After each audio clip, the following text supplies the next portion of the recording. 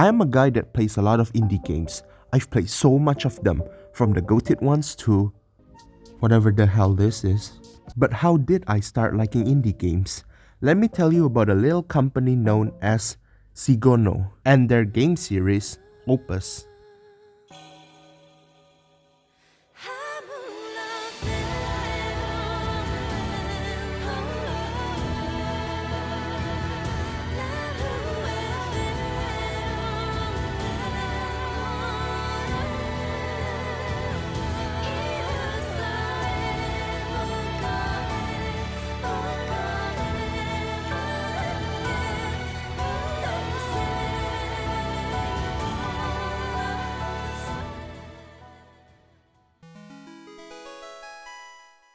Sigono is a Taiwan indie dev started in 2013. They started publishing games in 2016 with their first title, OPUS, The Day We Found Earth. In the year 1600, a cute robot, Emmeth, is in a mission to find Earth, where it is now considered a myth. He woke up from hibernation, not remembering the past, and throughout the game, he remembers what happened to him and his creator. The gameplay is just... how do I put this? It's pointing on the dot based on the coordinate given and press the scan button. It's basically an Among Us task. But hey, the story and the cute animation is hard carrying the game. And it worked, cause look at these awards. For their first game, this is an amazing feat. Now, I didn't play the last game I mentioned, but this game, man, I had some history with it. This game is what got me into indie games. Going on a bit of tangent here, I remember going on a tour to Europe for the first time in 2017, and my parents were furious at me, cause I was spending my time playing this game instead of enjoying the scenery. But I didn't care. I was bawling my eyes out at the back of the tour bus. It's the year 15,322. A plague wiped out most of civilization.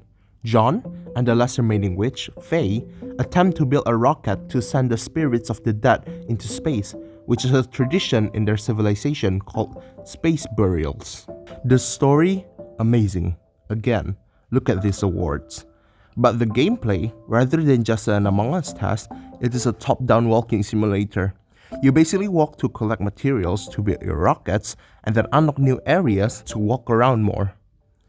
The story is still consistently good, and the gameplay has definitely improved. Now this game has some significant improvement. It's the year 991. Now this game, the witches have powers to detect lumen, basically the modern energy source. We explore the main character, June, with his bodyguard, Kay. Wait, let me rephrase this.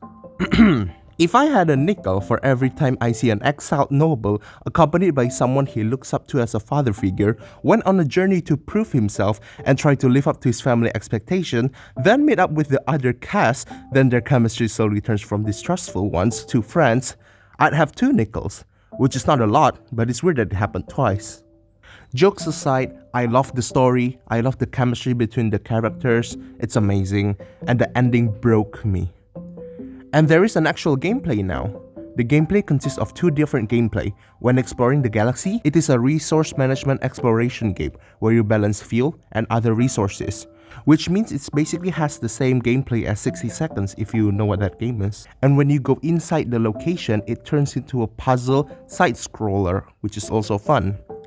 The 2.5D art style is beautiful, and the mix of 2D cutscenes mixed in helps drive the emotions more.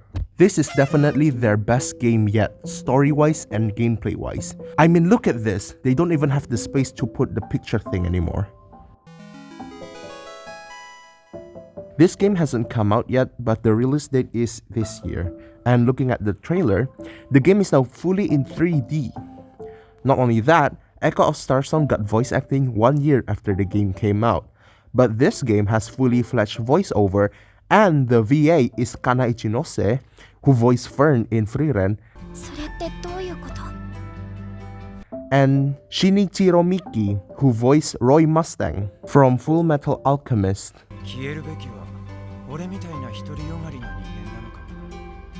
And the game looks beautiful as always. But actually, the newest game's gameplay is taking pictures, which might not be revolutionary gameplay-wise, but hey, you'll be crying too much to actually see the gameplay anyway. Now, Sigono should be more mainstream, and I hope that the newest game will finally reach more people as it deserves. As you can see, the people working on the game wants to keep improving. From the gameplay, Among Us has, to walking simulator, to puzzles and resource management. From the graphic improvement from 2D to top-down to 2.5D and finally fully 3D. And from the number of tears caused by the ending from little to okay to actually crying for a few days in the bed. Yeah. One small gripe I have is the inconsistency of world building. For example, the purpose of witches were more like priests in the Rocket of Whisper, but in Echo of Starsong, witches apparently have mystical ability to detect lumen. But that can be easily explained in the later games, so yeah, please support this company even more, they deserve it. Subscribe. See ya.